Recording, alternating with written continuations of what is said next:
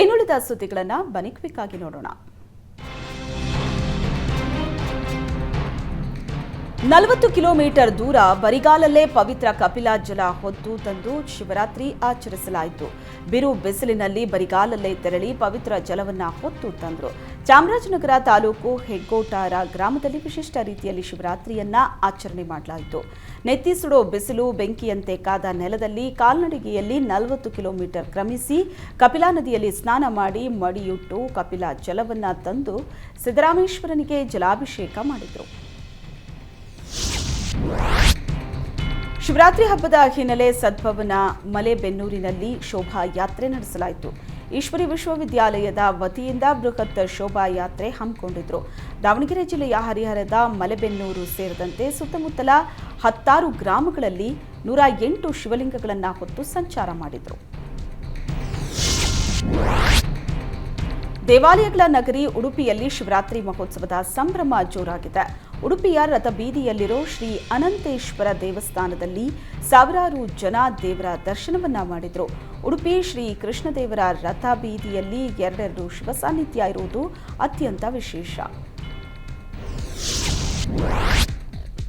ಹುಬ್ಬಳ್ಳಿಯ ಜಿಮ್ಖಾನ್ ಮೈದಾನದಲ್ಲಿ ಅಯೋಧ್ಯೆ ಮಾದರಿಯಲ್ಲಿ ರಾಮ ಶಿವಲಿಂಗ ಪ್ರತಿಷ್ಠಾಪನೆ ಮಾಡಲಾಗಿದೆ.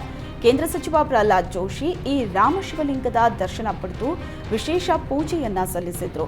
ಶಾಸಕ ಮಹೇಶ್ ತೆಂಗಿನಕಾಯಿ ಸೇರಿದಂತೆ ಬಿಜೆಪಿ ಮುಖಂಡರು ಜೋಶಿಗೆ ಸಾಥ್ ನೀಡಿದರು.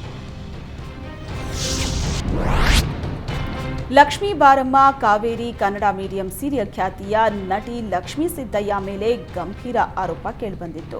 ಅಪಘಾತ ಮಾಡಿದ್ದು ಅಲ್ಲದೆ ಹಲ್ಲೆ ನಡೆಸಿದ್ದಾರೆ ಅಂತ ಹೇಳಲಾಗಿತ್ತು. ಈ ಬಗ್ಗೆ ಪ್ರತಿಕ್ರಿಯಿಸಿರೋ ನಟಿ ಲಕ್ಷ್ಮೀ ಸಿದ್ದಯ್ಯ ಸುಖಾಸುಮ್ಮನೆ ನನ್ನ ಮೇಲೆ ಇಲ್ಲಸಲ್ಲದ ಆರೋಪವನ್ನ ಮಾಡಿದ್ದಾರೆ. ಇಬ್ಬರೂ ಸ್ಥಳದಲ್ಲೇ ಸಮಸ್ಯೆಯನ್ನ ಬಗೆಹರಿಸಿಕೊಂಡ್ವಿ ಅಂದರು.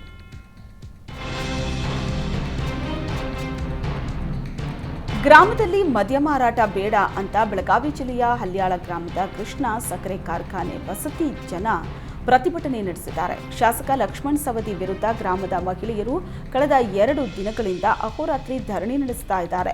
ಶಾಸಕ ಲಕ್ಷ್ಮಣ್ ಸವದಿ ಪ್ರತಿಭಟನಾ ಸ್ಥಳಕ್ಕೆ ಆಗಮಿಸುವಂತೆ ಪಟ್ಟು ಹಿಡಿದಿದ್ದಾರೆ. ಕಾರು ನಿಯಂತ್ರಣ ತಪ್ಪಿ ವಿದ್ಯುತ್ ಕಂಬಕ್ಕೆ ಡಿಕ್ಕಿಯಾದ ಘಟನೆ ಮುಂಡಗೋಡ್ ತಾಲೂಕಿನ ಹಾರವಳ್ಳಿ ಗ್ರಾಮದ ಬಳಿ ನಡೆದಿದೆ. ಮಾಜಿ ಶಾಸಕ ವಿಎಸ್ ಪಾಟೀಲ್ ಕಾರಿಗೆ ಅಪಘಾತ ಆಗಿದ್ದು ಅದೃಷ್ಟವಶಾತ್ ಪ್ರಾಣಾಪಾಯದಿಂದ ಪಾರಾಗಿದ್ದಾರೆ. ಮೀನು ರಫ್ತು ಮಾಡೋ ಜಿಲ್ಲೆ ಮೀನುಗಾರರಿಗೆ ಈಗ ತಿನ್ನೋ ಮೀನಿಗೂ ಆಮದು ಮಾಡಿಕೊಳ್ಳುವಂತಾಗಿದೆ. ಬಿಸಿಲ ಧಗೆ ದಿನದಿಂದ ದಿನಕ್ಕೆ ಹೆಚ್ಚಾಗ್ತಾ ಇದೆ.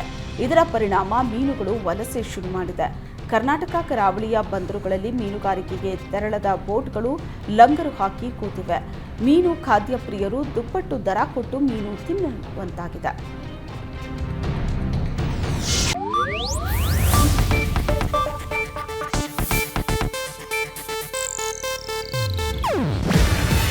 ಇದು ಏಷ್ಯಾನೆಟ್ ನ್ಯೂಸ್ ನೆಟ್ವರ್ಕ್ ಪ್ರಸ್ತುತಿ. ನೀವು ನೋಡ್ತಿದ್ದೀರಾ ಏಷ್ಯಾನೆಟ್ ಸುವರ್ಣ ನ್ಯೂಸ್.